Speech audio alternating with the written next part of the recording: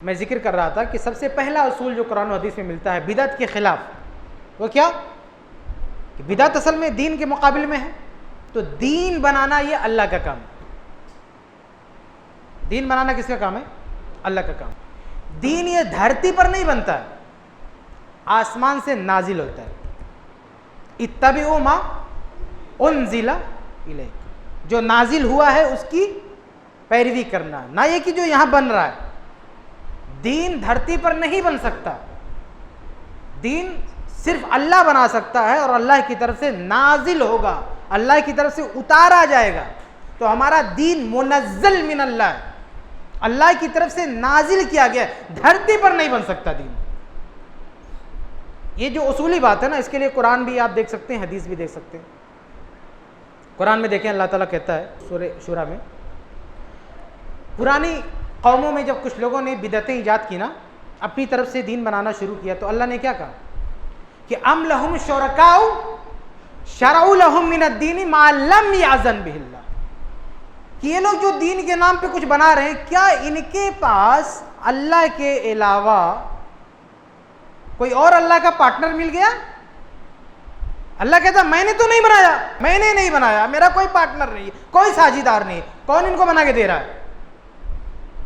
تو اگر کوئی دین بنانے کی کوشش کر رہا ہے تو سمجھو اللہ کا کام کرنے کی کوشش کر رہا ہے۔ کسی کو یہ اتھارٹی دے رہا ہے کہ تو دین بنا سکتا، سمجھو اس کو اللہ کے برابر کھڑا کر رہا ہے۔ تو بھائی دین بنانا کس کا کام ہے؟ اللہ کا کام۔ یہ قرآن کی آیت سے پتہ چل گیا کہ جب پرانی قوموں نے دین بنایا تو اللہ کیا کہہ رہا ہے؟ کیا ان کے پاس اللہ کا کوئی شریک ہے جو دین بنا رہا ہے؟ مطلب دین صرف اللہ بنا سکتا ہے، اللہ کے علاوہ کوئی بنا ہی نہیں سکتا۔ اگر حدیث کی بات کریں تو حدیث میں بھی یہ اصول موجود ہے۔ صحیح بخاری کی بڑی مشہور حدیث ہے، صحیح بخاری بہت ساری کتب حدیث ہے، متواتر حدیث ہے کہ اللہ کے نبی صلی اللہ علیہ وسلم کو معراج کرائی گئی۔ معراج میں جب اللہ کے نبی صلی اللہ علیہ وسلم اللہ کے پاس گئے تو اللہ تعالیٰ نے لوٹتے وقت ان کو بہت ساری چیزیں دی، انہیں میں سب سے اہم چیز کیا ہے جو اللہ کے نبی کو دی گئی؟ کیا ہے؟ نماز دی گئی۔ لیکن پہلے نماز کتنی دی گئی تھی؟ 50 وقت کی۔ تو راستے میں کون ملے؟ موسیٰ علیہ السلام۔ یہ کون ہیں؟ کوئی بزرگ ہیں، کوئی ولی ہیں، کوئی پیر ہیں، بہت بڑے نبی ہیں، بہت بڑے نبی ہیں۔ یہ کہتے ہیں کہ یہ 50 وقت بہت زیادہ ہے۔ فَإِنَّ أُمَّتَكَ لَا تُطِيقُ ذَلِكَ، آپ کی امت اس کی طاقت نہیں رکھ سکتی ہے، کم ہونا چاہیے۔ تو اب بتائیے، کوئی ولی پیر بزرگ نہیں، کوئی علامہ نہیں ہے، کوئی امام محدث مفسر نہیں، نبی کہہ رہا ہے کہ کم ہونا چاہیے۔ اور امام الانبیاء اللہ کے نبی صلی اللہ علیہ وسلم بھی سہمت ہیں، ہاں کم ہونا چاہیے۔ لیکن کیسے کم ہوگا؟ آپ امام الانبیاء ہیں، میں نبی بھی ہوں، دونوں بیٹھ کے کم کر لیتے ہیں؟ ہاں بھائی لوگ کیا کہتے ہیں؟ ارے بھائی کسی عالم نے بنایا ہے، بزرگ نے بنایا ہے، پیر نے بنایا، اچھی بات کیا، کچھ غلط تھوڑی کیا۔ تو کیا موسیٰ علیہ السلام کا مشورہ کچھ غلط تھا؟ نیک مشورہ تھا، اچھا مشورہ تھا، لیکن دونوں نے بیٹھ کے یہ نہیں ڈیسائیڈ کیا چلو بیٹھ کے کم کر لیتے ہیں۔ موسیٰ علیہ السلام نے کیا کہا؟ فرجع الی ربک، جاؤ واپس جاؤ، وہاں سے کم کرا کے آؤ۔ ہم یہاں پہ نہیں کر سکتے، ابھی دھرتی پہ بھی نہیں، آسمانی میں۔ لیکن دو نبی مل کے بھی کریکشن نہیں کر سکتے، دو نبی امام الانبیاء اللہ کے نبی صلی اللہ علیہ وسلم نے دین کی کوئی بات اپنی طرف سے نہیں بتائی، اللہ نے بتائی ہے اور ہم کو پہنچایا۔ نبی رسول کا مطلب میسنجر، پیغام پہنچانے والا، پیغام کو فارورڈ کرنے والا، پیغام بنانے والا نہیں، کریٹ کرنے والا نہیں۔ اللہ کا پیغام ہے، نبی نے پہنچایا، نبی نے اپنی طرف سے پیغام نہیں بنایا۔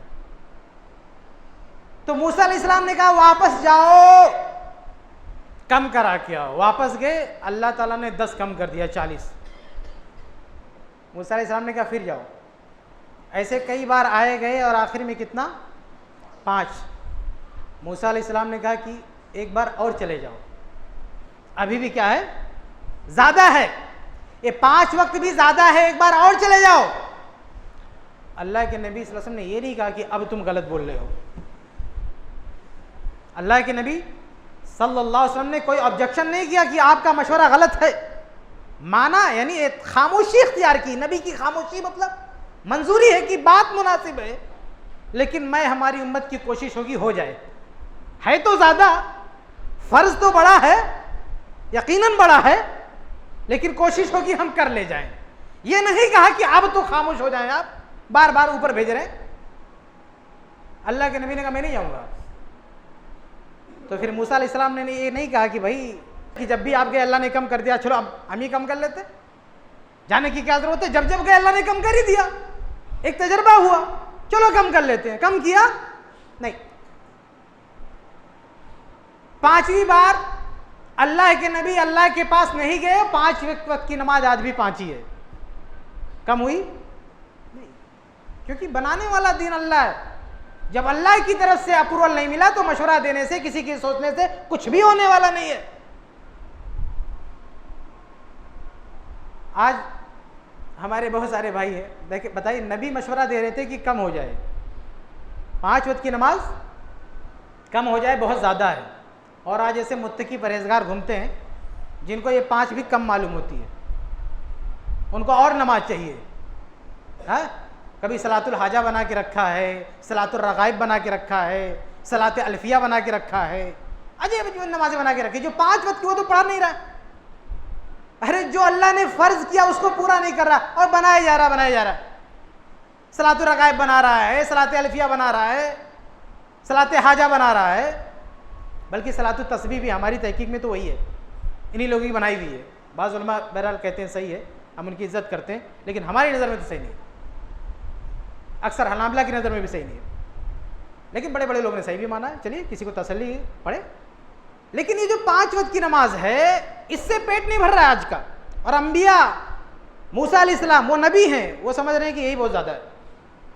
بہرحال بات دوسری طرف چلی جائے گی. میں کہہ یہ رہا تھا کہ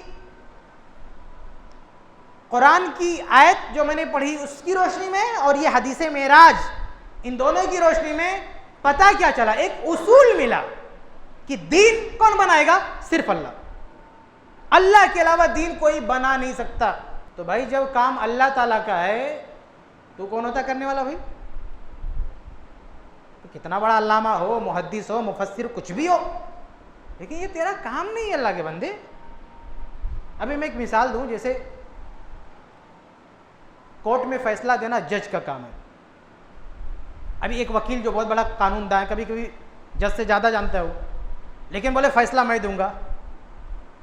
پھر فیصلہ دینا تمہارا کام نہیں، کتنے بڑے علامہ ہو تم. اگر تمہاری معلومات اپنے جیب میں رکھو، لیکن فیصلہ دینے کی اتھارٹی تمہاری نہیں ہے. چاہے ہزاروں ثبوت گواہ کچھ بھی ہو تمہارے پاس، لیکن یہ کام تمہارا نہیں ہے.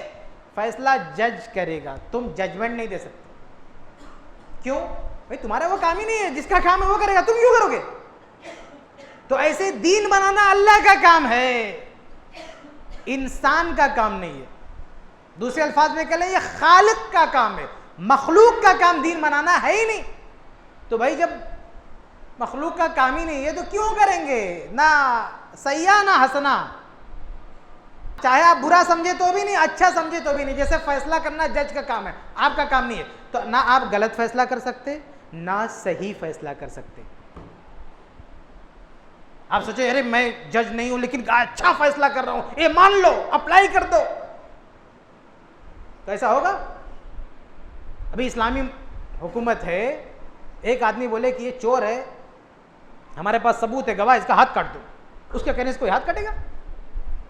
بولے پورے ثبوت ہیں، گواہ ہیں، سب کچھ ہے، یہ بندہ اقرار بھی کر رہا میرے سامنے، مت ہاتھ کاٹ دو. نہیں، اس کا ایک پروسیس ہے. معاملہ قاضی کے پاس جائے گا، وہاں سے پاس ہوگا، پھر حد نافذ ہوگی. سمجھ رہے؟ ایسے رجم کا معاملہ ہے. ایک بندہ کہتا ہے میں نے زنا کیا، سب گواہ، ثبوت، اقرار، سب کچھ ہے. ابھی دوسرا آدمی کھڑا ہو کر مار ڈالو اس کو، رجم کر دو. بھائی یہ اتھارٹی نہیں اس کی فیصلہ، حد نافذ کرنے کی اتھارٹی. حد نافذ کرنے کا کام کس کا ہے؟ حاکم کا ہے. پبلک حد نافذ نہیں کر سکتی. اب بولے کہ نہیں وہ میں غلط طور سے سزا نہیں دے رہا ہوں، واقعی یہ سزا کا مستحق ہے. ارے گرچہ مستحق ہے لیکن یہ تمہارا کام نہیں سزا دینا بھیا.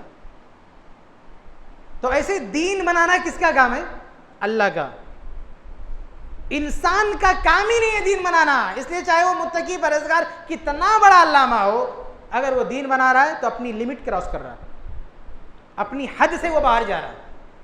تو یہ پہلا اصول ہے. کیا؟ کہ دین بنانا کس کا کام ہے؟ اللہ تعالیٰ کا کام ہے، اللہ کے علاوہ کوئی دوسرا یہ کام نہیں کر سکتا. یہ پہلی بات ذہن میں رکھ لیں. بلکہ میں سمجھتا ہوں کہ اگر یہ صرف پہلی بات آپ سمجھ لیں تو اور کچھ کہنے کی ضرورت ہی نہیں ہے. اگر صرف اتنی بات ہی سمجھ میں آ جائے تو آگے کچھ اور کہنے کی ضرورت نہیں ہے. لیکن چلو، قرآن و حدیث میں ایک دوسرا اصول ہے.